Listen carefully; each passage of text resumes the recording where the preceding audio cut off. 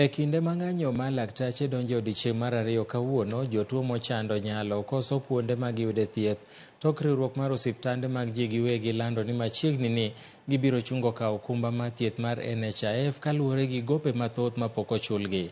Riwruogno ogolo notis mar ndalo 7 ne NHIF mondo mi ochul gope duto ma gintiere godo e osiptande mag ji giwegi. Komachielo, riwruok mar osiptande mag ji giwegi mantiere gwenge Rural Private Hospitals Association of Kenya motelo nosechiwo siem mar ndalo 14 mabiro rumo chieng' Jumapil mondo mi NHIF ochul gi gope magi duto. Sharon Ong'ao keto wa e lero.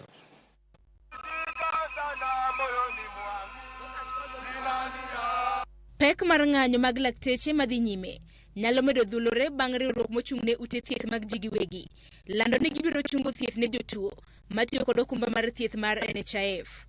Dwaro ma kama biro tok okumba mar thieth mar NHIF rem chulo gi gope mage. Riwruok mar ute thieth mag ji giwegi e pacho kae ochiwo siem mar ndalo 7 ne NHIF mondo chul gi gope makamago. Ka ok kamano to jotuo matiyo kod okumbano ok bi chiwne gi thieth. The biggest challenge has been the amount of payments that have been coming into the facilities. I think this has lasted over 6 months where the payments to the hospitals have been coming in very slowly and very little amounts. Our facilities are struggling to make ends meet. Deko mar NHIF chwalo omenda mar thieth ne ute thieth mag ji giwegi osechako kelo achiedh nade ne oganda mapacho kama dwaro yudo thieth. Leo tumeshuhudia madaktari wamegoma na private hospitals pia wamekataa in 1 week watakataa mambo na NHIF, na tunaona sisi wananchi wa huko grassroots sisi ndio tutakuja tunaumia sana.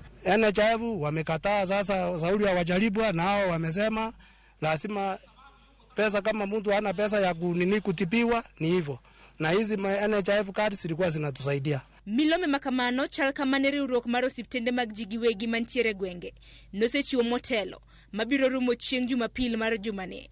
Riwruogno wacho ni NHIF nitiere kod gope mag jokanyo magi mar siling bilion 6. Riwruogno wacho ni NHIF osekoso chulo gi omenda kaluwore gi thieth mane gichiwo moriwo linda mama magisebedo ka gichiwe gwenge. Riwruoge ariyo mag ute thieth mag ji giwegi wacho ni gope makamago osemonogi cholo tijegi e yo makare, ka ute thieth mamoko osechuno mondo riemb jotijegi mamoko e tich kama moko bende oselor. You need to be able to pay your debt within 90 days. So for sure, NHIF has exceeded the credit limit within which we've agreed upon.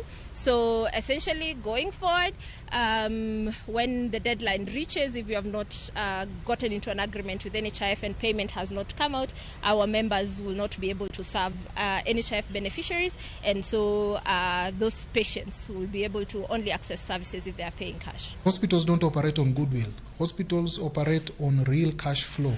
They have to have the money for the supply. Nchi wa kawaida anategemea that card, ile pesa na contribute pesa kidogo sana ndio ende kutibiwa. Dwaro mar ute thieth mar rem thiedho jotuo mantiere kod okumba mar thieth mar NHIF kaachiel gi ng'anyo mag lakteche madhi nyime en achiedh nade mokoko piny Kenya mangima ka jodito mantiere sekta mar thieth iseyo ni ok dew sekta no kendo chwalo dongruoge ne chenro mamoko mag piny owacho.